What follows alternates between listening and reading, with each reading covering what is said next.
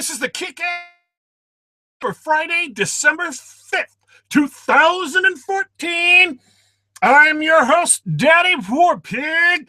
I am back, broadcasting as usual from a secret bunker deep underneath the house of geekery. Read it online, daddywarpig.com, daddywarpig.com. One Geekalicious post every single day. Like a box of chocolates, you'll never know what you're going to find. Or follow me, your host, on Twitter at daddy_warpig, at daddy_warpig. Now, normally at this point in the show, it is my habit to make you aware of the vast amount of material that I have gathered over the last 24 hours to bring you up to date with all the happenings in Gamergate. However, I must confess at the top of the show that today has been a little different. I don't know what it is about today, but despite the fact that there are all kinds of happenings, very few of them seem interesting enough to comment on. All of them seem like mere repetitions of things that have happened before. For example, something funny that happened this morning: an auntie got something up his nose and, shock of shocks, decided to create an entirely new hashtag. Yes, I know you're so surprised because that's never happened ever in the history of the human race has an auntie created a new hashtag. And in connection with this new hashtag, the aunties who created it, by the way, it's called Gamer Plus. The auntie or Gamers Plush, I'm not sure which, immediately upon mission, thousands, perhaps millions of pros flooded the hashtag with shit posts. And I won't lie to you. I was there. I will not lie. Although I tried to make my shit posts less of random meme pics from the Chans and more, insults. Direct derogatory comments disparaging their intelligence and morality for doing something so obviously stupid. So it was glorious, though. It was glorious to see. It was glorious to watch. It was glorious to and it was fast, too, man. It wasn't as fast as the Gamergate hashtag with new posts, but you couldn't keep up. We were hitting maybe a post every second, maybe more. Every time I looked away, there were, 5 to 10 more posts going up in this hashtag. So they were getting inundated with shit posting. And I'd like to say to everybody who was in this new hashtag shit posting away, almost all of you were awesome. Almost all of you were great. Almost all of you were posting funny things that I laughed at, except the one asshole posting gay porn. You, sir, I do not appreciate at all. So that went up today, and it was funny, It was fun. I participated. I enjoyed it. But at the same time, when it comes to gathering material together to bring to the show, I've got a responsibility not just to tell you stuff that happened, but to actually have something interesting and insightful to say. Otherwise, this is just a recitation of events which you can get almost anywhere. And what the hell am I supposed to say about the new hashtag? that I haven't said before about the 30 other previous hashtags. I'm not kidding. That's not an exaggeration.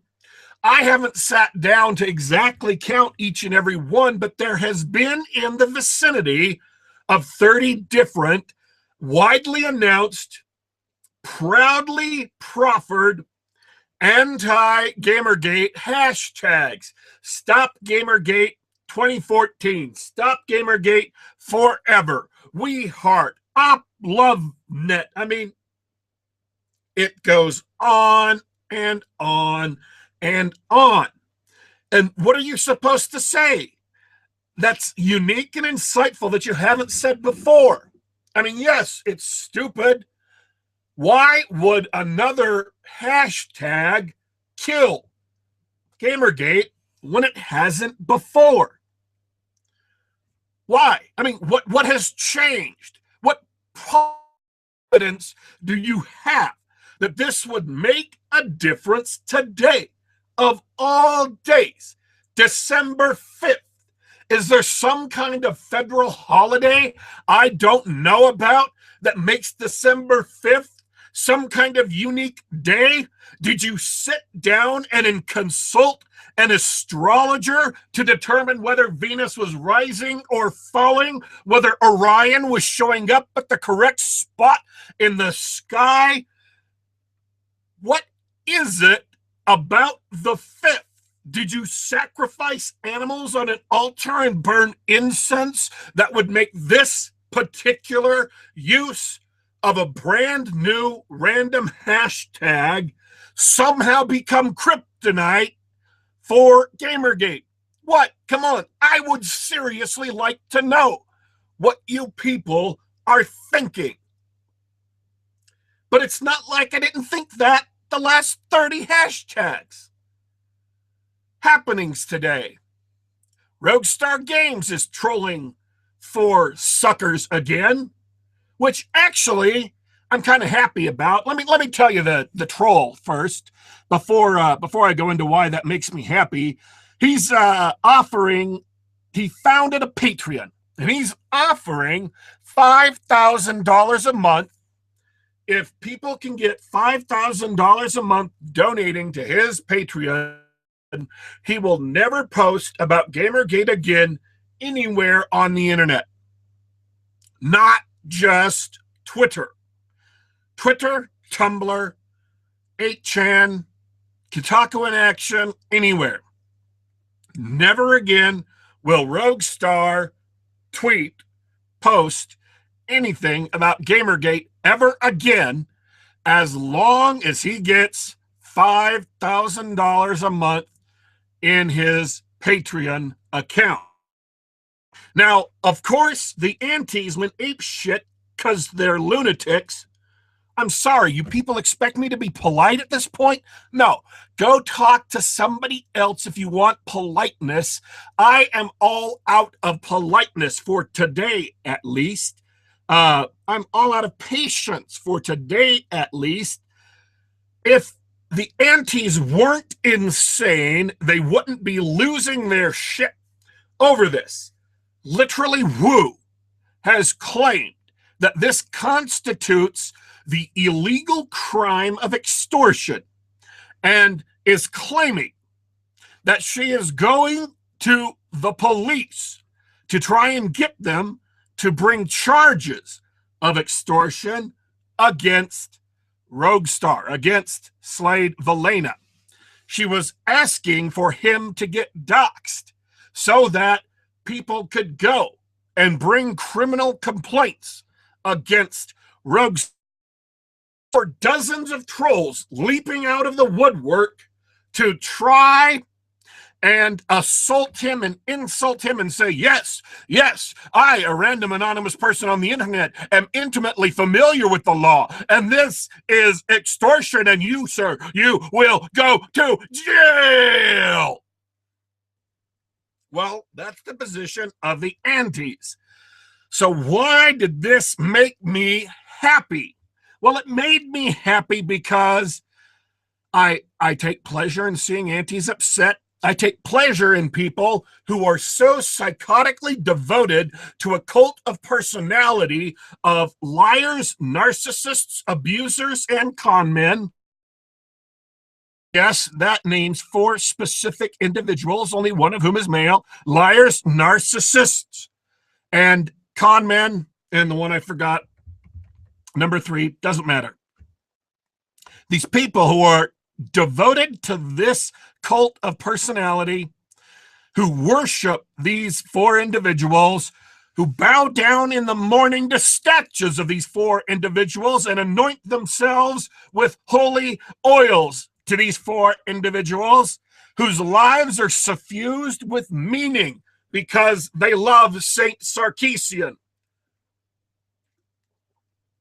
These people being angry over an obvious joke, being enraged over an obvious joke, that makes me happy. I will not lie to you. I laugh when I see it. The other reason it makes me happy is this: Rogue Star has lost his edge. He has turned into a lazy asshole. Oh, you think I'm being mean? It used to be I could sign on to Twitter every night and see Rogue Star doing something else to drive anti-nutburgers insane. I could reliably harvest 2 to 3 asshole trolls to block because I didn't need to see what they wrote. But for the last couple of weeks, ever since he got off suspension, well, I'll be honest here and a little bit vulgar, Rogue Star's turned into a giant pussy, all right? He's turned into a giant pussy. He hasn't done anything inflammatory, and I'm kind of depressed. I'm kind of upset. I'm kind of bored. My blocking finger is getting stiff. It's not been exercised enough.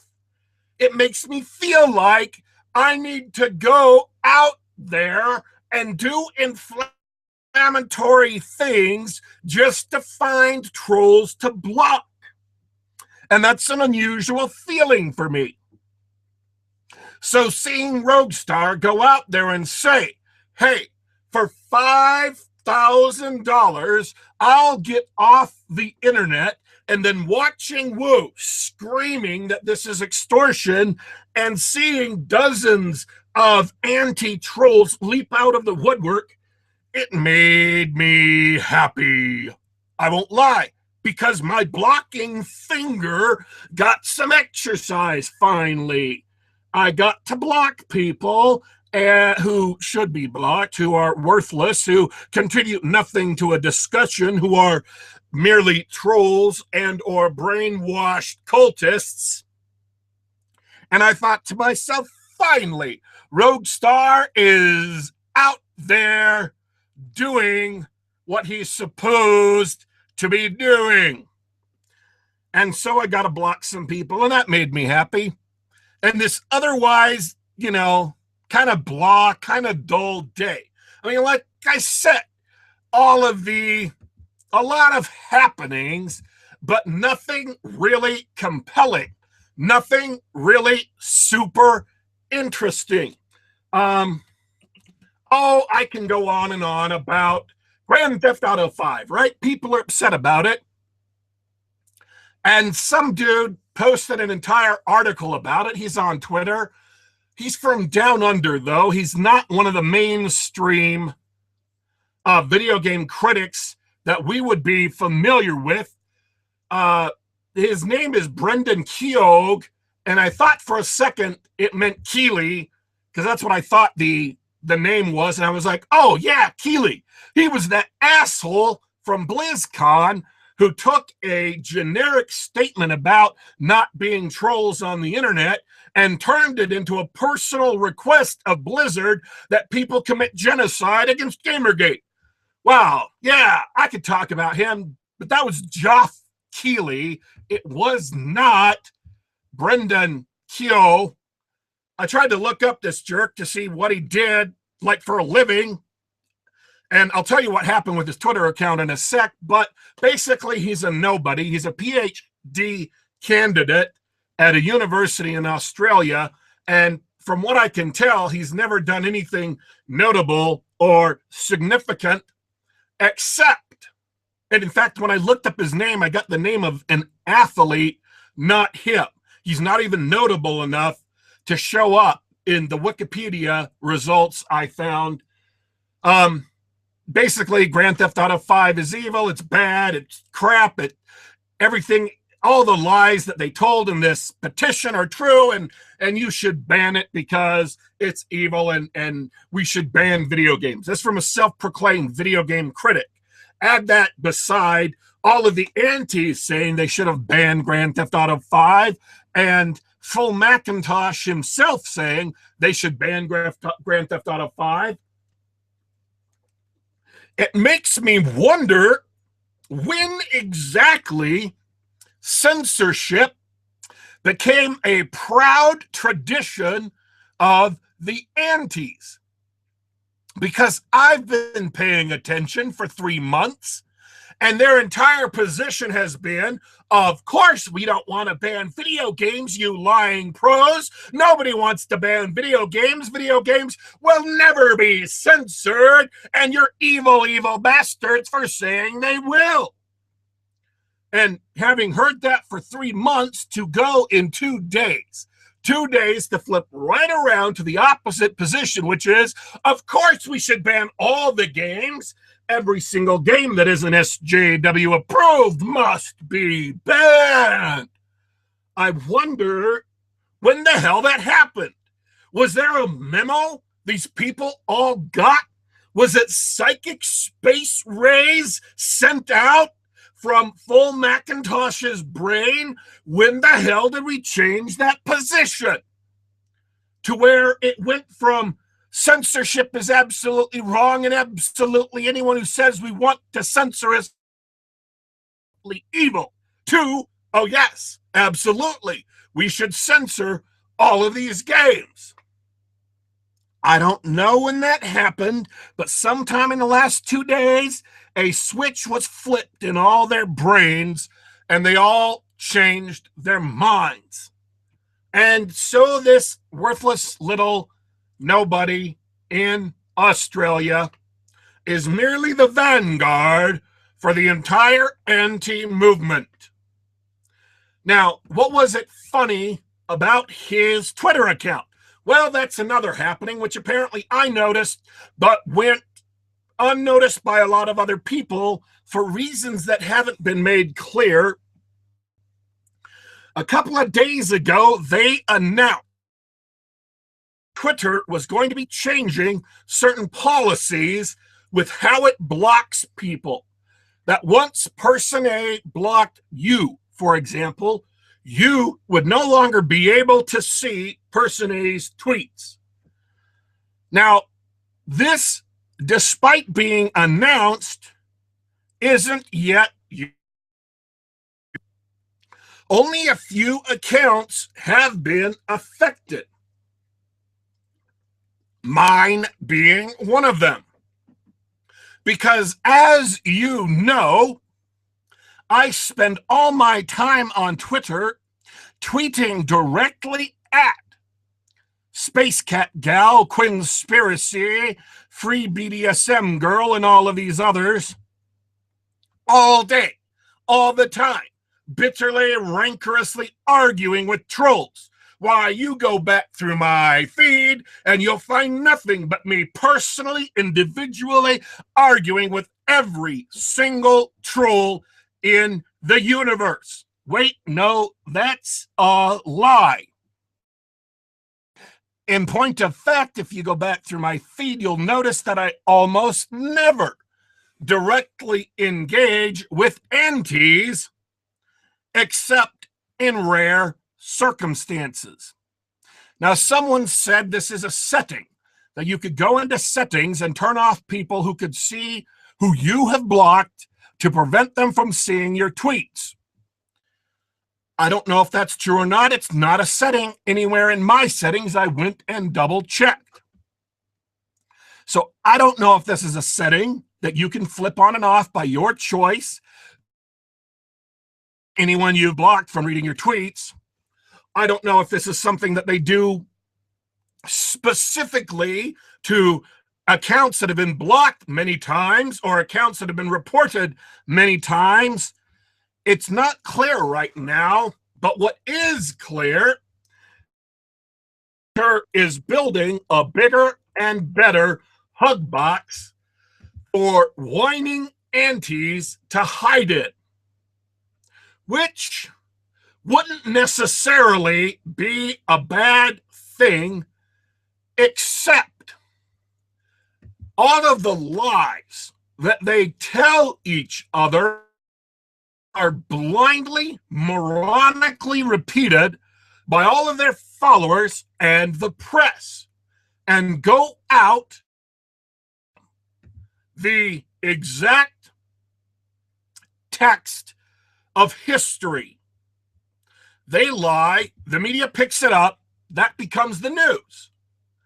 And so being unable to offer countervailing evidence is, in my opinion, a significant handicap.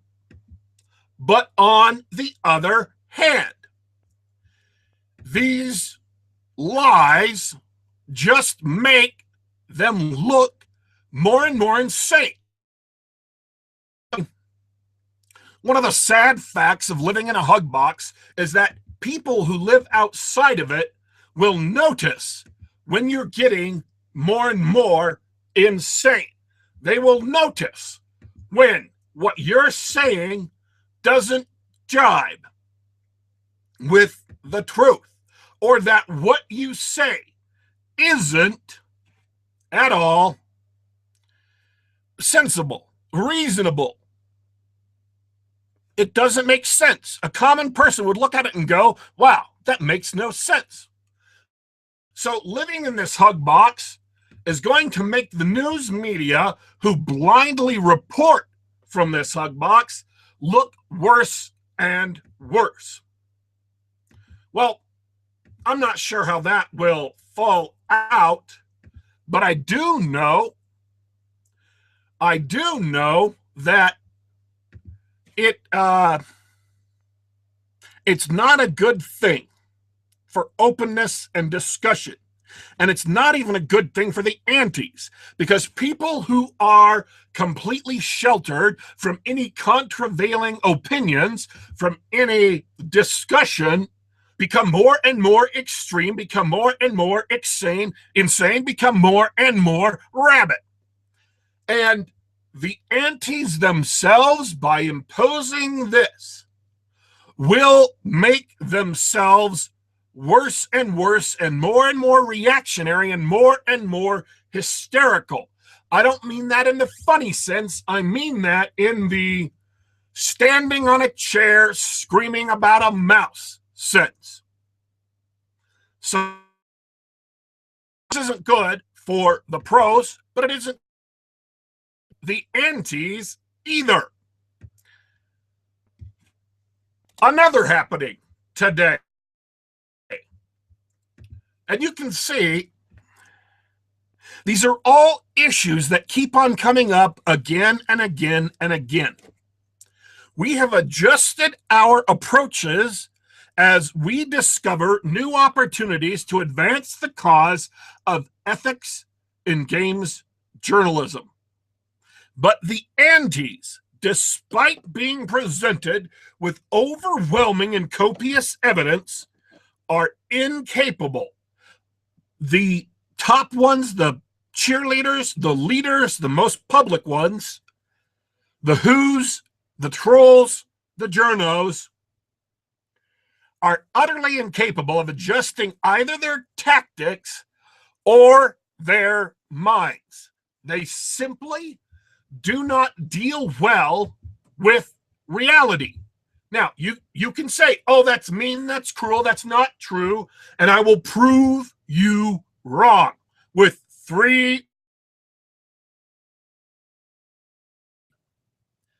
It can't adapt to the fact that Not Your Shield is full of people who are not white, who are not male, who are not virgins, who are not neckbeards, who are not misogynistic, people who are not straight, people who are from all over the world, literally, actually, all over the world, of every sex, of every nationality, of every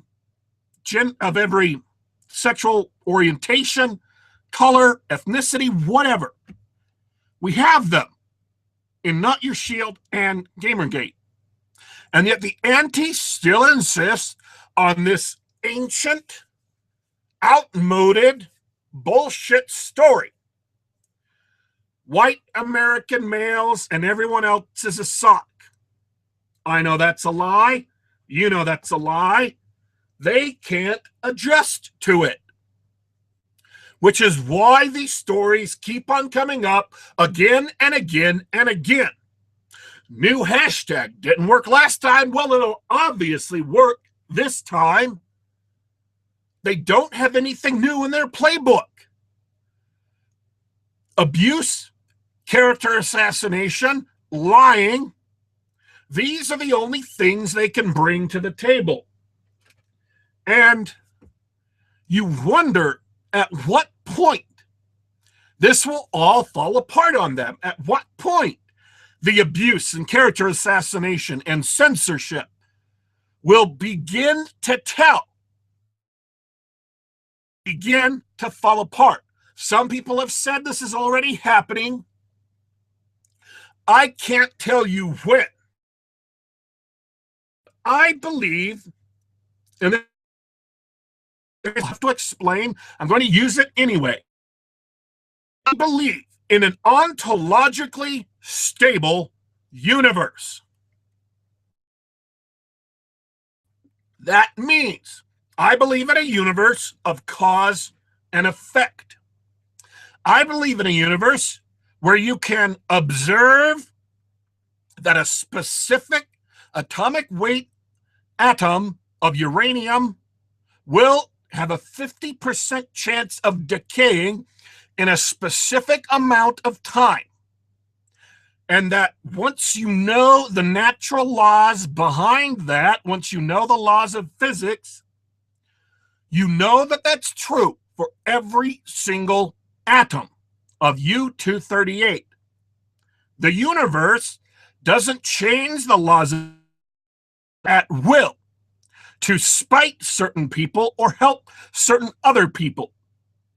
Now, why that applies is wise actions over the long haul have good results. That's why they're wise. Unwise actions over the long haul have bad results. That's why they're unwise. You may drive drunk and get away with it for a while. Sooner or later, something bad will almost certainly happen. Because we live in a universe of cause and effect, and that cause and effect doesn't magically change based on the time of day, the stars that are in the sky, or the color of your eyes. So when I say that these censorious people who are abusive, who are lying, who are censoring, who are busily building their own HUD box so they can lie and abuse and censor in peace. When I'm saying that these will have negative consequences for them, I am utterly certain of it. These are unwise actions. They've always had negative consequences, and they always will. It seems in the short term that they are building unassailable shield so that they can defeat Gamergate once and for all. And that is simply not true. I know this will be a disaster for them. I just don't know how long that will take. But I do know we're just going to have to hold on until it happens. But if we do, they will crack up and we will win. I'm your host, Daddy Warpig. This is the Kick-Ass Geekcast for Friday, December 5th, 2014. No show tomorrow, but on Sunday, Geek Gab, the Geek-tastic Gab Fest, 1 hour of anything geekery I want to talk about, my co-hosts want to talk about, or you. Join us in the chat. We will answer questions, and if the stars are aligned correctly, we will even have guests. Kick-Ass Geekcast every Monday through Friday, 7 p.m. Eastern Time. Geek Gab, 7 p.m. Sunday, Eastern Standard Time. Catch me online at the House of Geekery, daddywarpig.com, daddywarpig.com, or follow me on Twitter at daddy_warpig, at daddy_warpig. I am your host, and I will be back.